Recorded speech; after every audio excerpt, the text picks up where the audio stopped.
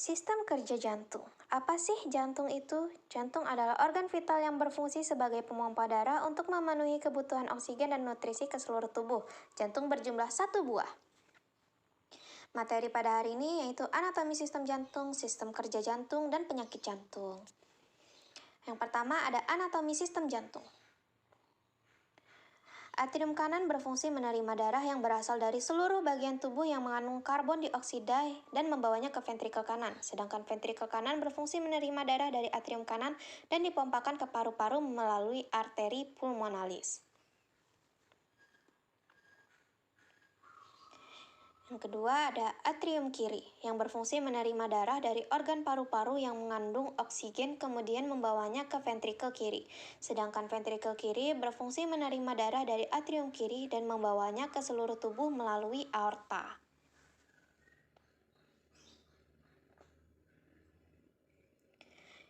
Yang kedua ada katup ruang pada jantung. Yang pertama katup mitralis yang menghubungkan antara atrium kiri dengan ventrikel kiri dan dua katup aorta yang menghubungkan ventrikel kiri dengan aorta.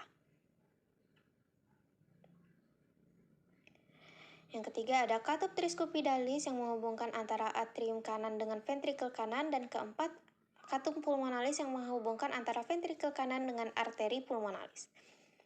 Saraf pada jantung yaitu disarafi oleh saraf otonom yang terbagi menjadi dua, yaitu saraf simpatis yang merangsang atau menstimulasi denyut jantung menjadi kuat dan cepat, dan saraf parasimpatis yang menahan atau inhibis denyut jantung menjadi lemah dan lambat. 3 periode kerja jantung. Periode konstraksi atau periode sistol. Suatu keadaan ketika jantung bagian ventrikel mengucup, katup bikus dan triskupidalis tertutup, katup aorta dan katup arteri pulmonalis akan terbuka. Akibatnya darah dari ventrikel dextra mengalir ke arteri pulmonalis lalu ke paru-paru. Darah dari ventrikel sinistra mengalir ke arah aorta lalu ke seluruh tubuh.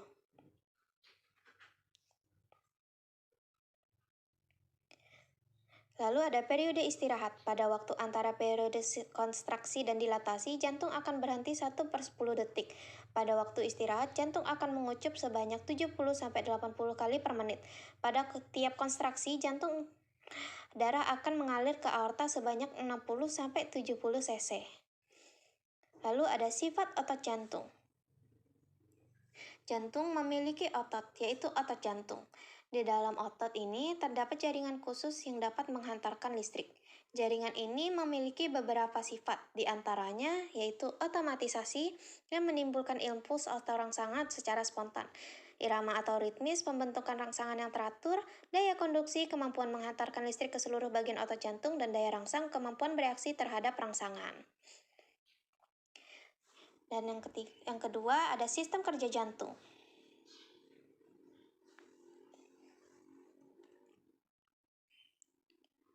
Mula-mula, darah yang mengandung oksigen akan masuk melalui vena pulmonalis ke arah atrium kiri. Kemudian darah akan mengalir ke ventrikel kiri melalui katup mitralis, lalu naik ke arah aorta melalui katup aorta. Darah akan disebarkan ke seluruh tubuh. Kemudian, darah akan masuk melalui vena cava superior ke vena cava inferior, lalu masuk ke atrium kanan. Kemudian darah akan mengalir ke ventrikel kanan melalui katup triskupidalis dan keluar melalui arteri pulmonalis melalui katup arteri pulmonalis.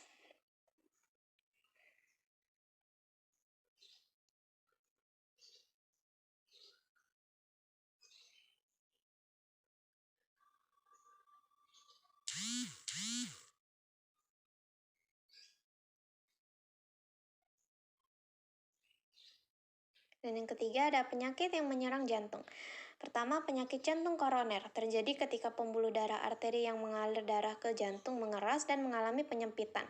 Kondisi ini dipicu oleh penumpukan kolesterol dan pembekuan darah di dalam arteri atau aterosklerosis. Yang kedua ada serangan jantung, yaitu kondisi darurat yang terjadi saat pasokan darah ke jantung terhambat secara total, sehingga sel-sel otot jantung mengalami kerusakan. Serangan jantung biasanya disebabkan oleh penyakit jantung koroner.